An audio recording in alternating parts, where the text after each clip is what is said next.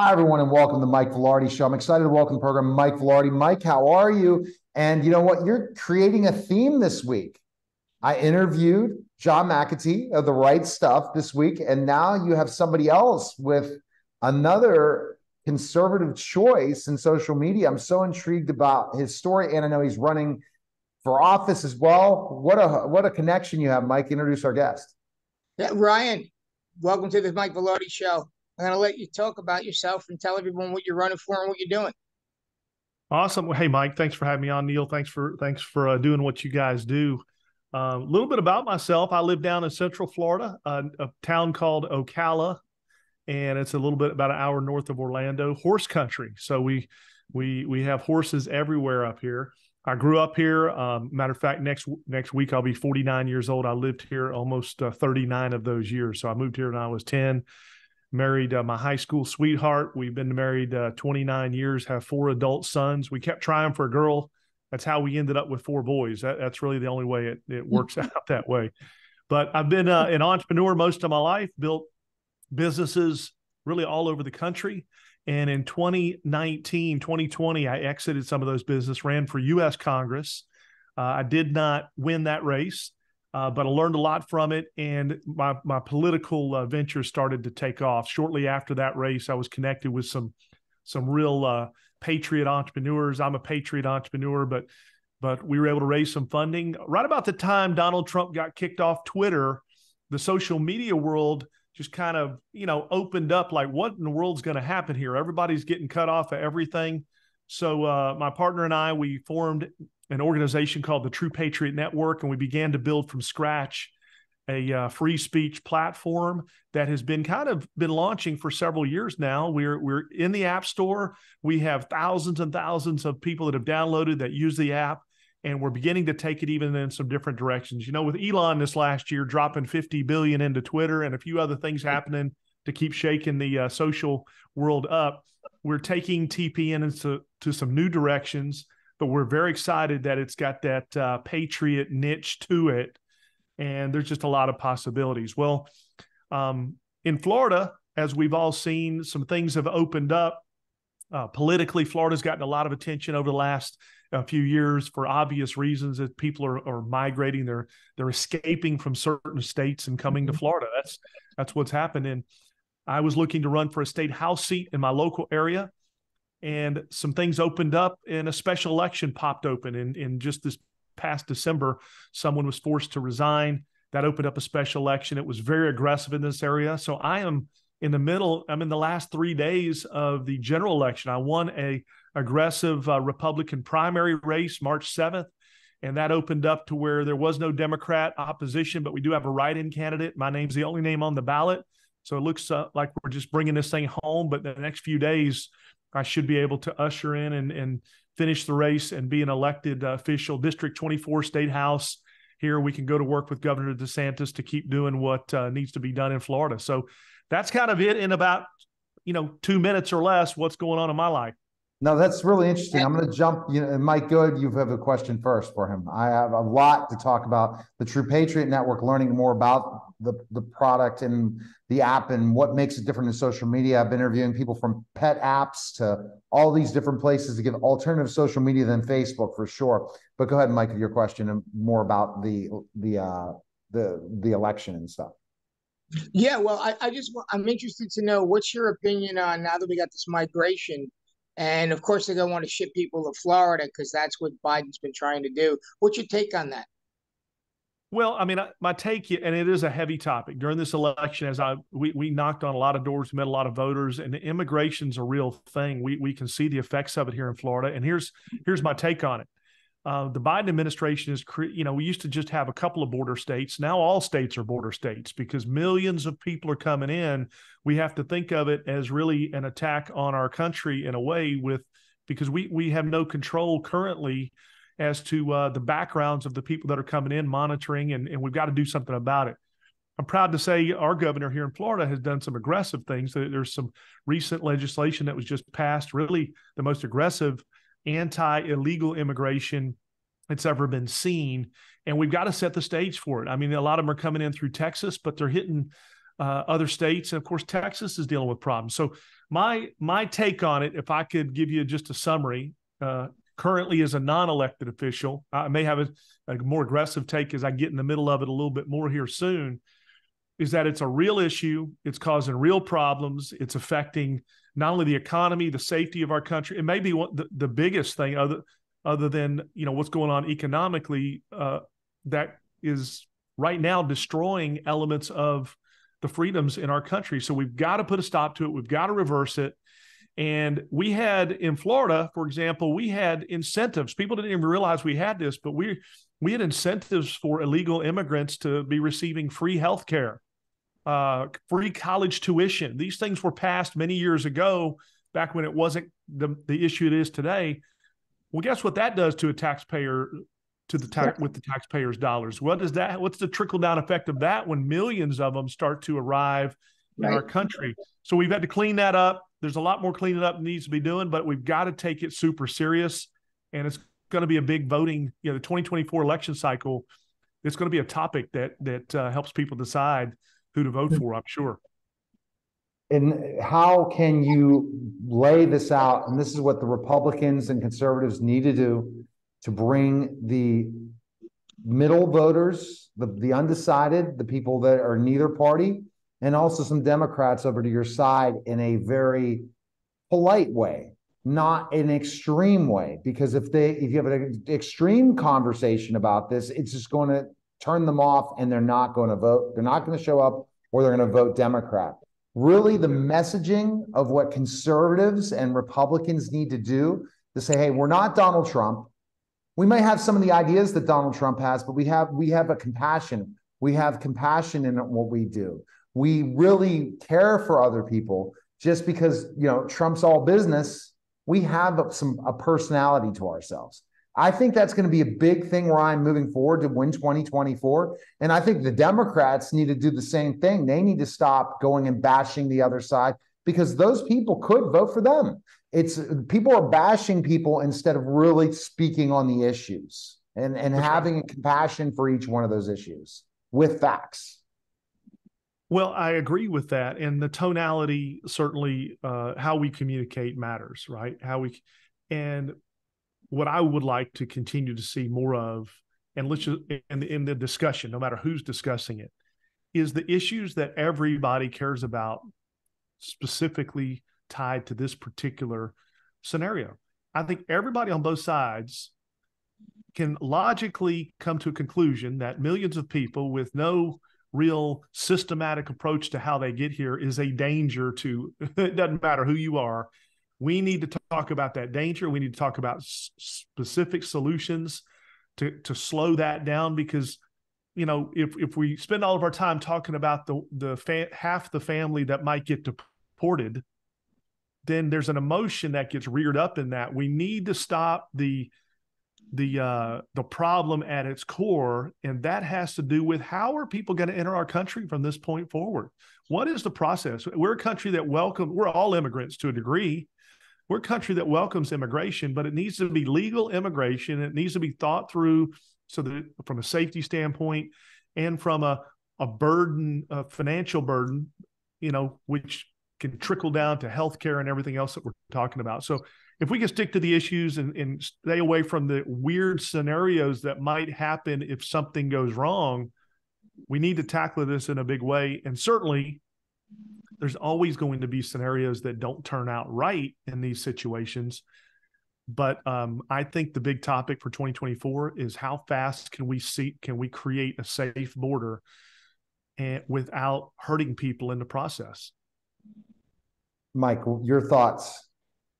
I think he's right. We have to have a safe border. We have to protect the border, which we don't do.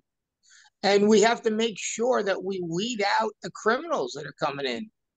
I mean, the human trafficking, the fentanyl, there just seems to be there's no control over that. I'm going to go one step further. I purposely think that the administration wants it that way. They knew Title 42 was going to end 2 years ago. They've done nothing to prepare for it. Virtually nothing. Yeah. Wow. I mean, and the thing is, you have to have that conversation. What do you do when you want open the borders? What the dangers are, and don't talk about the people. Talk about what the criminals that are involved in this. The people crossing the borders, criminals use those opportunities if the borders are not tight. There's always criminals that'll look for to take advantage of these things, which really makes it not like, hey, these are just you know. People want to come to our country. There are other people that just want to come and make money and cause mischief. And then also people in the United States that want them to come because they're doing illegal activities. Mike, as again, being part of, law enforcement before, kind of speak to that. When you allow things to come out where you can go in and basically do whatever you want and allow the doors to be unlocked, what that leads to, where does that criminals are just eyes are wide open, right? In both the US and Mexico. Well, who's going to vote for the Democrats? This is a voting base they're letting in. They know most of these people that come in are going to receive free stuff. When you receive free stuff, you're going to vote for the person or the party that gives it to you. They can't win based on their ideals. Right? If you compare Donald Trump and Joe Biden, and you go, how'd you live under Trump? Gas was $1.69. Joe Biden, it went to $5. Now it's down to $3.69. Wow, big deal. It's still more than double the cost than it was. A steak used to be $15. Now it's $30. People are going to vote their pocketbooks. Democrats aren't winning. So what do? You bring in people that are going to vote for you, right? In California, New York City, they're trying to give immigrants the ability to vote in their elections. Mm-hmm. Why? It keeps them in power, plain and simple. So we got a big problem, and so you touched on voting too. There's an election integrity awareness that's been heightened for the last many, many years, and people that aren't legally part of our process should not be illegally allowed to vote. And so we got a lot of things to deal with that can be dealt with, but it's time. I think the 2024 election is going to be geared up about these big ideas and big topics. Well, you got to realize one side doesn't want voter integrity because they got the Civil War veterans. They keep mailing in those ballots to win every election on all the elections in the swing states. Pennsylvania, Trump was up by 640,000 votes on election night. Miraculously, all the mail-in ballots came in for Joe Biden and only Joe Biden. Yeah.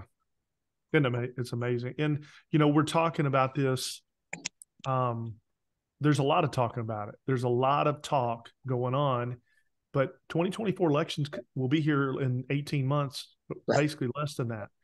The amount of damage that can be done if none of this is corrected before now in the 2024 elections is almost uncomprehendable. How many more millions of people are still going to keep coming in between now and the next 18 months? How much more drugs is going to enter? And what things are actually being done to correct anything to do with our voting system in the next 18 months? I don't think the American people know what's going on. Well, I'll go one step further. The people in power in the swing states are all Democrats. They don't have a vested interest in changing it. Right. They don't want voter ID because those dead soldiers don't have driver's licenses. They don't want voter integrity because they can't win. The fact that people are voting with their feet, leaving places like California and New York, has that caused these people to change their politics? No.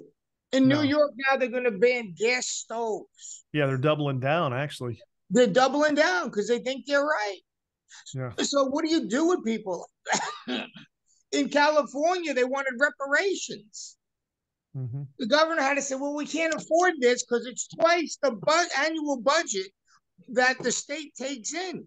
There's no place to pull the money from. People are already fleeing California. Think about all the millionaires that left just in the last couple of years. Stallone, right? Comes to Florida, buys a place in Florida. Why? Doesn't have to pay 12% state tax, doesn't have to pay 14% income tax in California.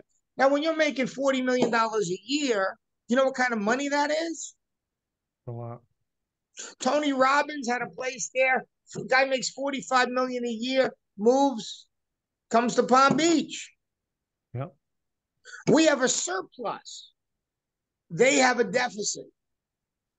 I have an actor friend, Costas Mandylor, famous actor, who was a star of the Saw movies. One day his wife goes out running. She gets accosted in Santa Monica. He ended up moving outside the country.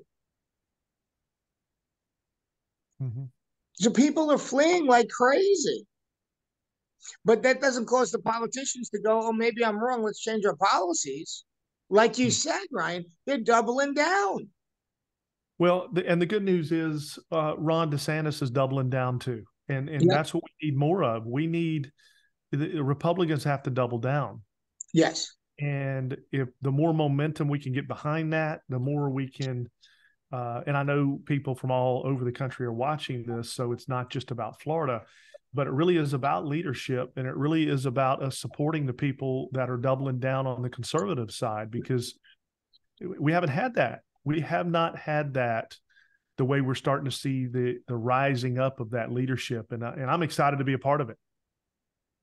All right. So I think that you're seeing, what are you seeing on your network? How does that social media network engage what's happening currently in news? Because, you know, people are censored politically on many social media platforms.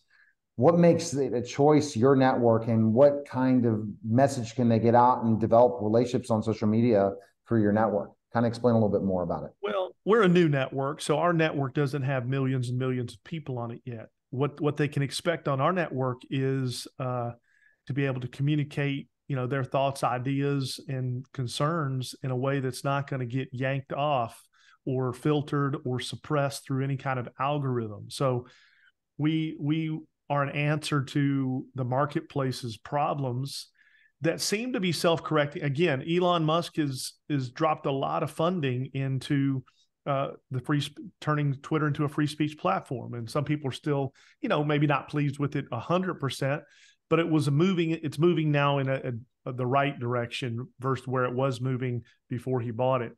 And so we're part of that. You know, I'm kind of would be a baby company compared to a Twitter, Facebook, or an Instagram, but we are providing solutions. And I think the more of us out there that provide solutions that aren't going to be controlled by the double down left group, the more we can keep this momentum going and be a part of a solution rather than, you know, talking about it. And we can talk about it all we want. Those of us that roll up our sleeves and get out there and make something happen, that's what we need more of. And so I've been a part of that, obviously, with launching TPN. The platform is growing every day. We got people downloading every day. I invite you. I mean, you can go right now. Currently, you can go to the App Store.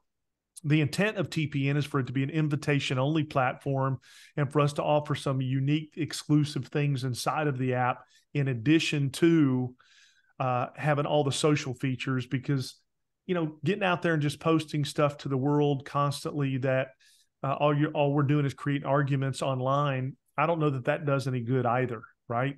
It's got to be a fun place to be, but a place you're not worried about getting filtered down if you want to state your thoughts, because a collective body of thoughts really is, you know, that's the beauty of our country, is being able to, you know, believe the way you want to believe. Now, I disagree with what I see happening on the left, but you know what? If someone wants to believe some of the things that they're believing, more power to them. I told somebody the other day, you know, I'm not running because I want to tell you how to raise your kids. I'm running because I don't want you to be able to raise mine. You know, I don't want you to have the ability to have the influence. You know, we got to push back on that. I'm not interested in trying to tell you how to raise your kids, but I am interested in telling you how to not raise mine. And so, you know, that's it at its root from a father standpoint. That's where we all need to be. Well, we can apply that thought to a lot of things in this country. And that's what TPN is about. That's what my campaign has been about. and let's go make something happen.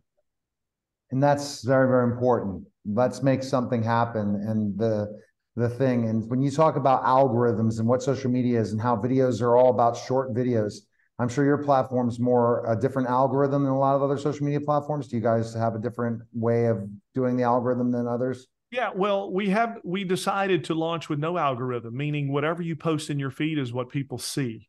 So if you don't want to see something, just don't follow somebody. We're not pushing people's agendas on you. We do have, ways people could sponsor things that they want to, but we're in the beginning of this. Our thought would be more of a Twitter style feed with the Facebook feel and look, kind of a community. But, with Facebook, as you know, you can have 10,000 friends or followers. You post something, like 8 of them see it or 12 of them see it. And then their feed's bombarded with things that Facebook thinks that they might want to buy or look at. Right. We have not chosen that path. So it's amazing how a company that is for free can be worth $1 trillion. So people download Facebook, it's free, but where's the money at in that? Well, it's in the advertising and what they can get you to click on and buy and all the stuff that's involved in that. So you could say that Facebook, really, their whole entire business model is to feed you stuff that they think you might want to buy, period. That is their business model. And so TPN's business model is a little bit different. We're not feeding that kind of stuff to you. And of course, having the word patriot in our name tends to kind of scare off the people that aren't patriots. They certainly can have an account, but they're, if they post some weird left thing on our site, it's probably not going to get a whole lot of traction. How many users are you guys at right now? We're in a beta, coming out of beta, a little bit over 10,000 users, and we're launching some things now that we believe are going to take it into that 100 plus, million. We want to scale to the 1 million users. That's our next real focus. And then what you're smart about is how it works. The basic situation with these is that invitation only keeps the riffraff up. Clubhouse was so successful when it's invitation only. Once they stopped the invites and then they let Android users in, it killed the platform completely, and then everyone else copied it. If they would have kept it invitation only, who knows where Clubhouse would be today? Because you had the quality people, you couldn't wait to get that invite. You're smart what you're doing, and then partnering with the right conservatives to make it happen. It's good marketing because invitation only seems special.